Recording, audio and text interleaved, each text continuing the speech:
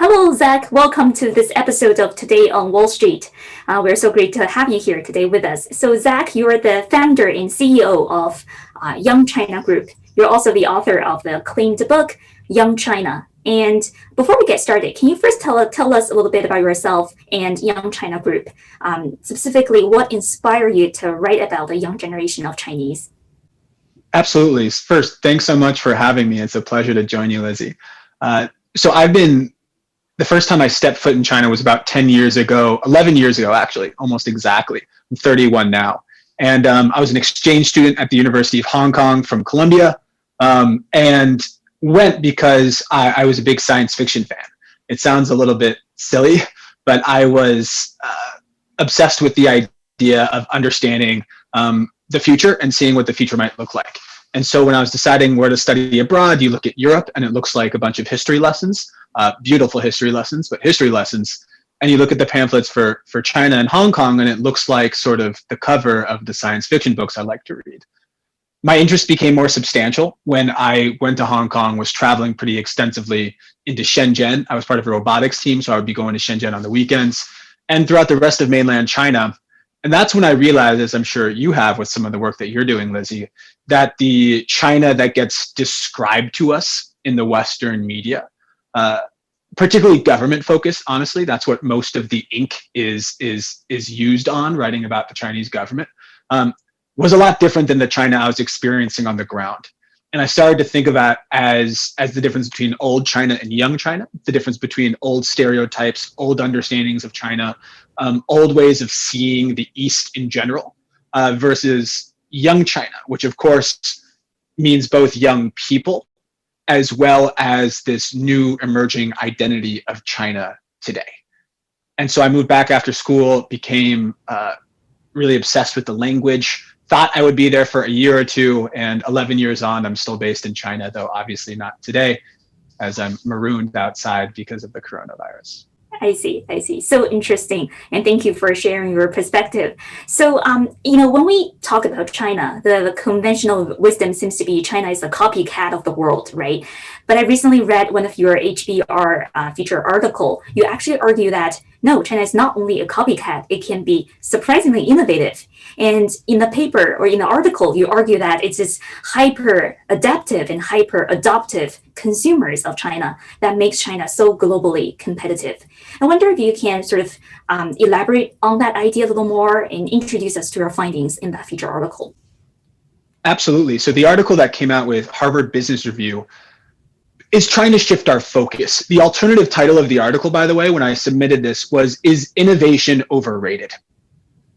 I say that because when we think about innovation, particularly coming from the United States, we think Silicon Valley, and I'm from the Bay Area, so I grew up with these heroes of innovation, the Steve Jobs of the world, these people gazing off into the future, creating it with a small group of people and their team really defining what the innovation ecosystem would look like all across the world. And when we look at China, there's an impulse to look at China the exact same way. It's sort of like the heroes of innovation. All right, we have Jack Ma on one side, we have the late Steve Jobs on the other, and it's a sort of Marvel comic showdown of innovation talent. What it's missing is that innovations are great, but they mean nothing in a vacuum.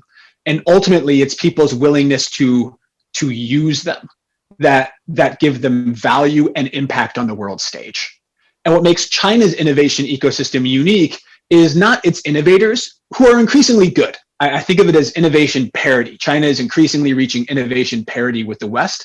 But what China's new innovation advantage is its hyper-adaptive and hyper-adoptive massive population. When you take a willingness to use new technologies and make it totally pedestrian across hundreds and hundreds of millions of people, from the highest rungs of society down to its very lowest, that is a massive advantage and force in the innovation ecosystem that's actually not about the innovators themselves. Gotcha. And I remember this piece of amazing statistics from the feature article. In 2018, WeChat Pay did 1.2 billion transactions per day, whereas Apple Pay did 1 billion in a month. And in a year next to that, so 2019, the total expenditure in China via mobile app is more than 54 trillion US dollars, which is more than 500 times greater than the total expenditure in the United States. And speaking of interesting statistics and interesting index, in the paper, you mentioned this index which you came up with, lived change index. And that's sort of the first chart that caught my eye in the article. You show the chart in China is by far top of the chart in that index. So tell us a little more about the metric, lived change index. What is it about and what does the metric capture? Absolutely. And then I think we should come back to mobile payment because it is such a great example of this sort of innovation and adoption disparity between China and the United States. But the lived change index is actually a great window in. So it actually comes back to a talk I gave at Google in 2018. Young China had just came out through the bizarre inner workings of how these things work. The head of Google's mobile or global payment, so all global payment, also the head of Google's Next Billion Users program, a wonderful man named Cesar Sengupta, who have just stepped down, invited me to speak at the Google campus, which for me was probably the most exciting thing to happen to me all year. And so I arrive at Google, I'm speaking with Cesar before the event, and he's describing to me a problem, which is that young people and people actually throughout India, which is a major area of investment and focus for Google, won't scan QR codes. For those of you who don't know, QR codes it's the equivalent, it's the equivalent to swiping a credit card. If someone is not scanning a QR code, then they're not using mobile payment the way it ought to be used. Now, Cesar was describing a problem that I absolutely could not relate to because I had gotten off the plane from China where everyone and their mothers from sundown to sunup is using their phones to scan a QR code to buy noodles, to computers, to paying for rent, to even taking on loans. And in that talk, I showed a series of numbers that later became the lived change index and later became the crux of this idea around rapid adoption being China's innovation advantage. The lived change index is this. It's comparing how much change somebody has, or different cohorts around the world have lived through in their lifetime. Really simple. So let me give you a concrete example.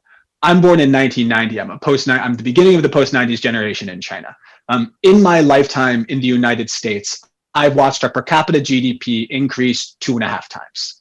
So the quality of my education, theoretically, 2.5 times better. The sort of trips that my family could afford to take, maybe 2.5 times longer or 2.5 times more robust. However you want to imagine it, the per capita GDP is meant to be the best indicator of well-being in a place.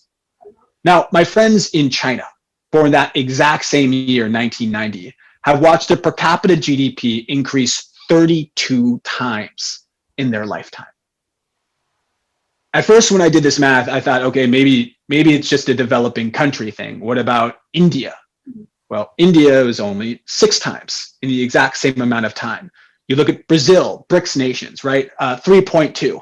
Germany, a major economic force in Europe, and it's also under 3x. In fact, when you look at the top 40 economies of today, every other country is under 10x on the lived change index, with one major outlier, which is China. And it's sort of a science fiction concept. What would you do if I told you that there's one place on Earth whose world, whose ecosystem, whose entire environment has evolved 10 times faster than everywhere else on Earth? How would that change your mindset? In the world of tech, there's an attitude in China of adapt, adapt, adapt to keep up with all of that change that has translated to adopt, adopt, adopt. New technologies, new ways of interacting with commerce, new ways of interacting with money, and new ways of interacting with the entire world around you. People in China are just used to adapting to survive and get by, and then eventually, hopefully, thrive. Great. That's so interesting. And that sort of brought us to our next question. So is China going to be the next superpower? That's kind of the theme of US-China politics nowadays. And I guess from my personal point of view, it's a little frustrating because so much of this discussion is couched in geopolitical terms. And, in the last section of the article, you actually proposed some really refreshing ideas of how the United States should actually do to compete successfully with China in the decades ahead. I wonder if you can walk us through some of the ideas you proposed. So China is the next superpower already. there's no real ambiguity about this. It's not to say that there's only one superpower. I think we sort of fall into this sort of board game view of the world where there's the blue side, there's the red side, and they're fighting for supremacy. My hope is that it's not zero sum, and my greater hope is that competition between US and China can make everyone better. It's sort of like Larry Bird and Magic Johnson. I don't know if you're a basketball fan, but they've both said that neither would be as great, as monolithic in their era if it wasn't for the competition. I think we're at a moment where instead of seeing China just as an adversary, we can see them as a worthy rival from the United States. And the same goes for China. Now, recommendations, and I think the one that sort of comes to mind first for US companies, and by the way, not just US companies, this is totally global. I actually think the people who could use this first piece of advice are probably more in the emerging economy world, even than the United States. But the first piece of advice is get ready to copy the copycat. China is currently ahead of much of the world in a few different places. The most glaring area is the mobile economy, the digital economy, and the interaction between brands and products and the consumers online and specifically on their phone. So we think of China as the copycat, but in reality, what many Western and global entrepreneurs, it would serve them to go to China to understand the business models that are being used there, understand how they can be applied into their local market, and being willing to sort of swallow their pride, because there is a lot of pride in the innovation space, and learn from their Chinese counterparts and competitors. Because it's absolutely the same thing that China did with us in the 80s, 90s, early 2000s, which is copying our business models, our industrial processes. We should recognize that right now China has an edge, and we should be willing to copy the copycat and bring some of those innovations into our own innovation ecosystem for our creators to engage with, for our consumers to use, and for it to benefit their lives. I see. So interesting. So from the point of view of a Chinese company, I think you know that whether it's Huawei or TikTok, they might be really successful domestically, but if they decide to go international, sometimes the stigma associated with the China brand can come in and sort of interrupt their process to grow further. What would be your suggestion to Chinese companies who want to go global, but who want to keep their distance from the government, so to say? Most Chinese companies have the problem today of having excellent world-leading products and terrible PR, which is a strange place to be in. And you're exactly right. It has a lot to do with brand China. Most people outside of China can't separate the idea of the government from a large company in their minds. Huawei is a great example. Huawei is a great example, but there also is more government involvement in the company. But regardless, it's a great example of great product, but with just a dubious reputation. TikTok is a great example of someone who's been totally successful. And unfortunately, the way that they were successful when they came to the United States was that nobody knew they were Chinese. TikTok's greatest success is in a totally contentious Trump era of the United States. They scrubbed themselves clean of any hint or suggestion that they were related to China. And so their product was able to rise to the top. And the product, of course, is better than Instagram. It's much better than Facebook. There was nothing really that could compete. Later on, once the world figured out that they were a Chinese company, actually, who owns it and operates it, phenomenal Chinese company, it was already too late because it was already everybody's favorite social app, particularly young people. And so its association with China became an issue, but not a deal breaker. So understanding how to communicate your relationship with the government from China, understanding that most people outside of China aren't going to understand the Chinese government at this particular moment in time, and figuring out how to let your product rise to the top should really be the strategy for Chinese companies. It can't be an afterthought. Your PR and perception has to be at the top of your mind. Gotcha. So interesting. And you brought up the question of misunderstanding. So let's talk about that. You have experienced both United States and China firsthand. So what would you say is the most common misunderstanding about China for people from the United States, and vice versa? What's the most common misunderstanding about the United States for Chinese people?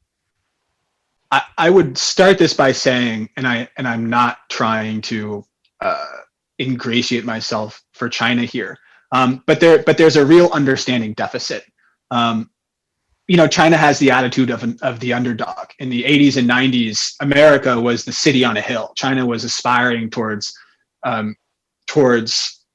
being similar to the United States. It was a dream for most older Chinese now to be able to study abroad or experience the United States. Now they're sending their kids to study abroad in the United States in massive numbers. America has been looked up to from China for decades. And so the understanding in China of the United States, unfortunately for us, far surpasses the understanding of the United States of China, honestly, when we're talking about everyday life.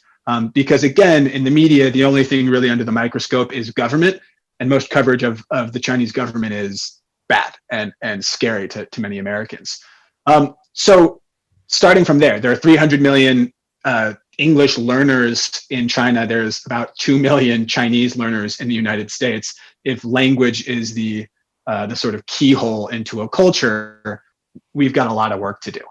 So to take on your question, in the United States, I think there is definitely a misperception of the size and magnitude of the role in which government plays in everyday life in China.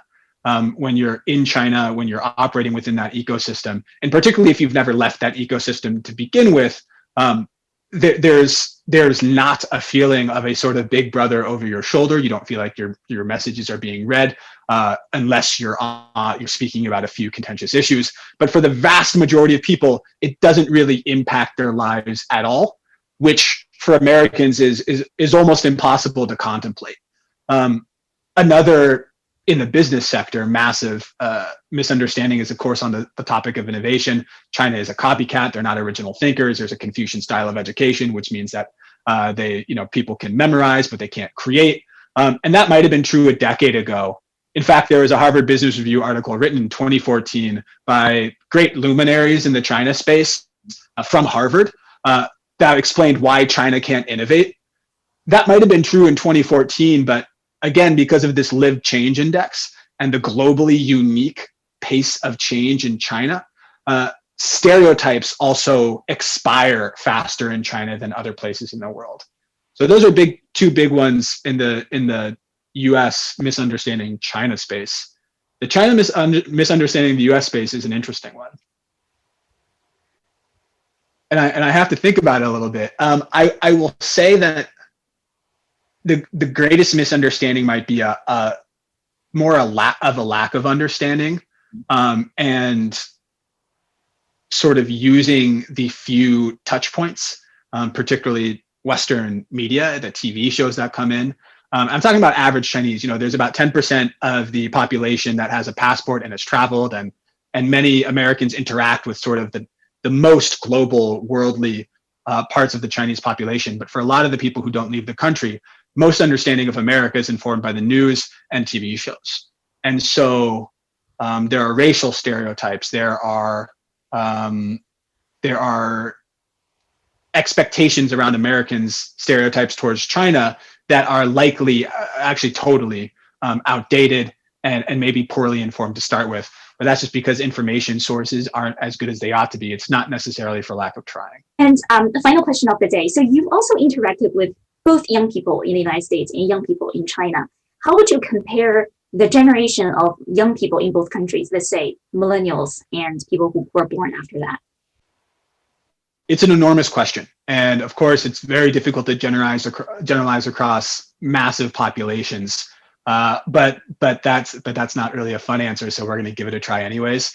The first is obviously in scale. There's 400 million young people or millennials in China. There's 5 times less than that in the United States. So the potential for impact in the consumer economy in China is far greater.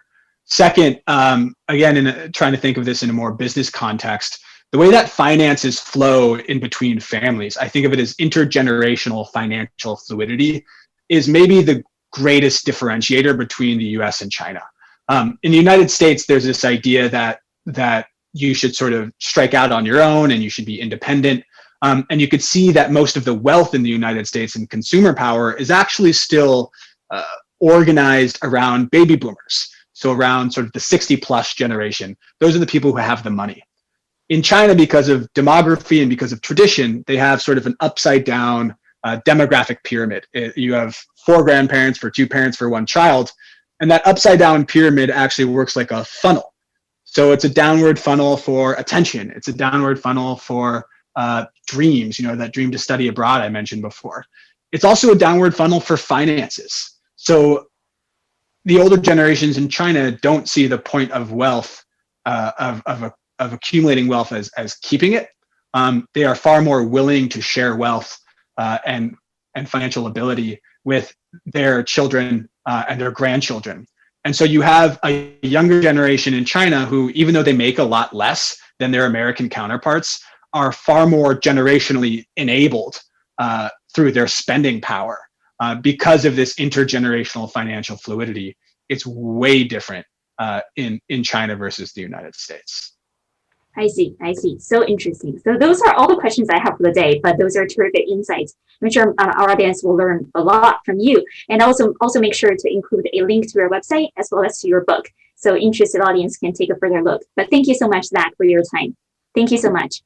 Thanks so much for having me, Lizzie. I really appreciate it. Have a good rest of the day. Bye. Thanks. You too. Take care. Take care.